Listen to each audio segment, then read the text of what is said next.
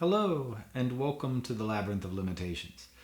For this episode, I thought I would share some of what I've been practicing with looking at middle voice motion and seeing floors within floors of the elevator.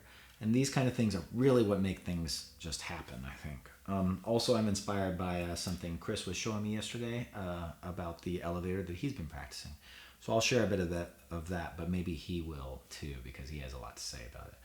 I'm going to just share a move as an example that I was doing today as practicing maybe. So first off, we're looking at C major 6. So C major 6. And you have to be able to do that in thirds. Whoops. In thirds.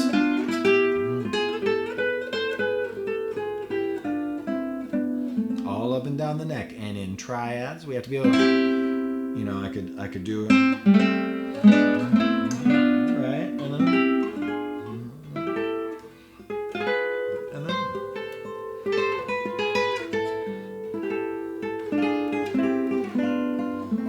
to be able to do all that stuff. Triads and shell chords. High and low shells. Mixing them up. Here's just low shell. But then high shell.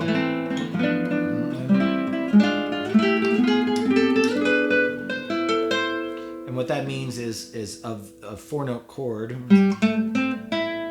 which note do I drop from the middle voice? Is it this one or this one? This is the high, and this is the low. Right. Okay, so I'm just going to look at that stuff. Then there's octaves and things like that. But what we need to see is movement inside of these things. So here is something inspired by Chris was looking at keeping the outer voices totally static on a floor and moving the middle voice. And this is great for seeing. We need to see the scale instead of just chord shapes, right? We need to see the scale. So what about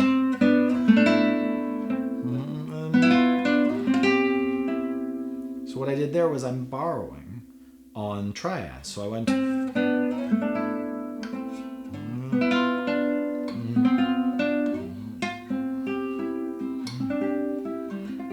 just in the middle voice. This is pretty stuff.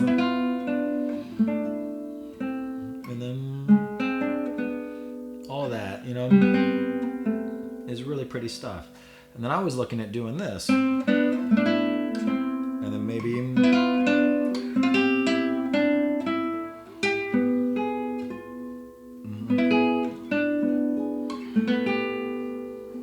so what I do there at the end, I went unison, triad, borrowing on top of it. Sorry, unison third, borrowing off the top of the middle voice of a triad, middle voice of a triad, and then middle voice of a triad, borrowing, and then I go to a shell, high shell, borrow above the middle voice on a high shell, work my way down the scale into the low shell. So and then I move down the scale with the shell chord, but instead of playing this, I borrow below that voice. And then I'll do it again here.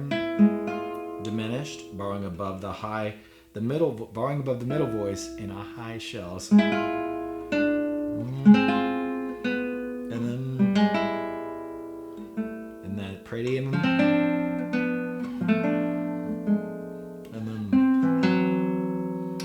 two choices here. I'm getting to this. So this is the diminished, borrowing above, and then I'm going to go to this. This would be the shell, but instead I'm going to go or a half step below, which I really like. So I go,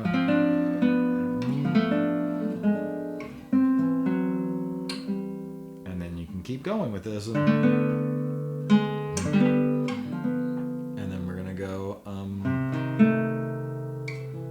Isn't that pretty? And then I gotta go down to here. And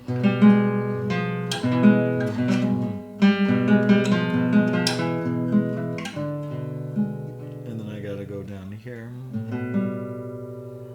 Oh, that's pretty. And then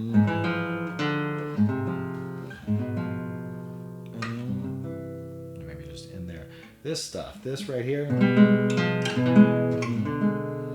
then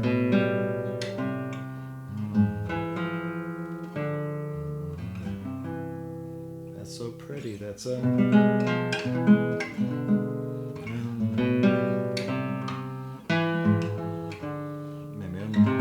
see if there's another one. Is there another one down here?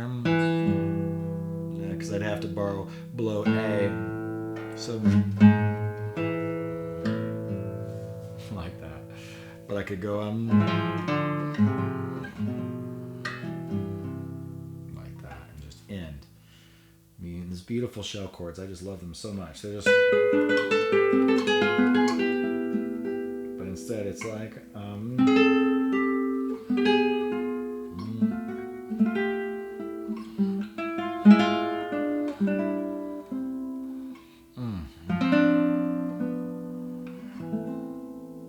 it's so pretty.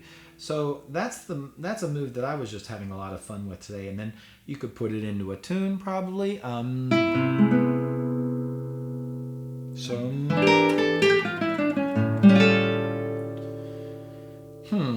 Like that kind of motion.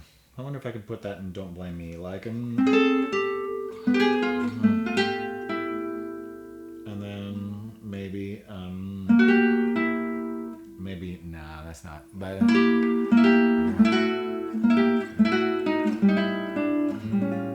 maybe I could do it there. So.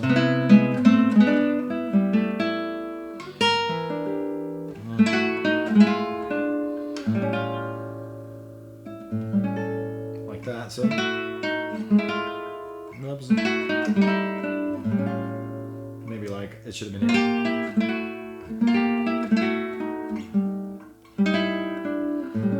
Like that. Maybe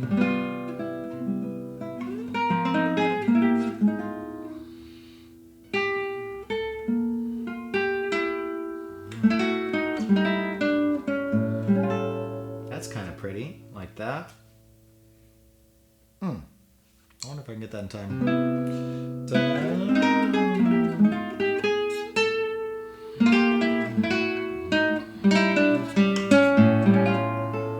Tricky. There we go.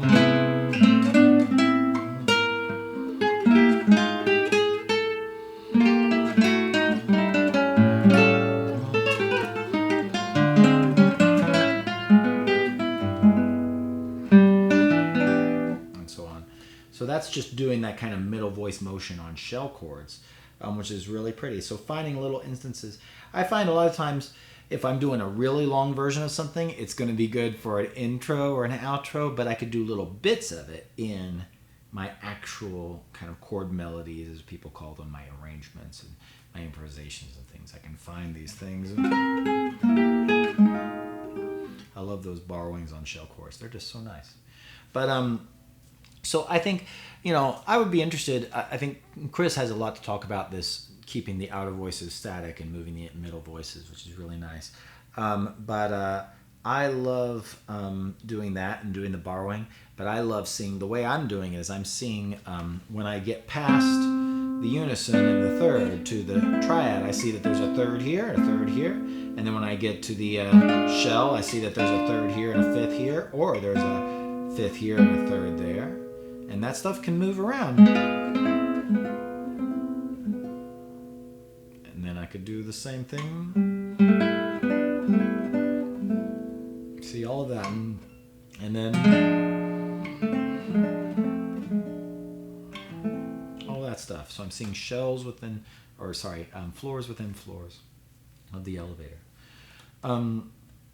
I think, just in note, and I feel like I could almost make just an episode about this concept, but I'm practicing everything when I'm practicing any of these things.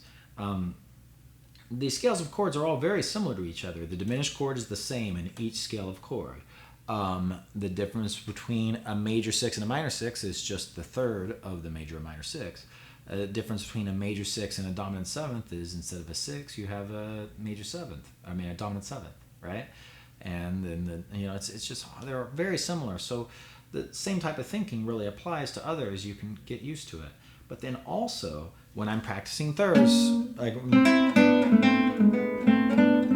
that is inside of a drop 2. That is inside of a shell chord. That is inside of a lot of places. You know, it's inside of a drop 3. It's the top end of a drop 3. And so I can take a drop 3 and move, or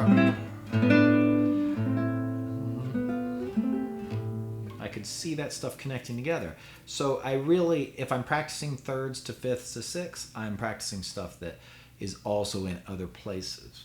The point is, get good at it enough that you can apply it and start to put it in your music making.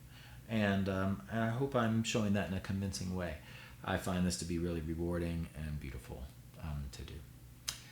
So anyway, thanks for following, and everybody who's subscribed and or shared a video, and I have a lot of gratitude for all of you guys. And I hope you have fun practicing seeing the elevators that are within elevators. Take care, and I'll talk to you soon. Keep practicing.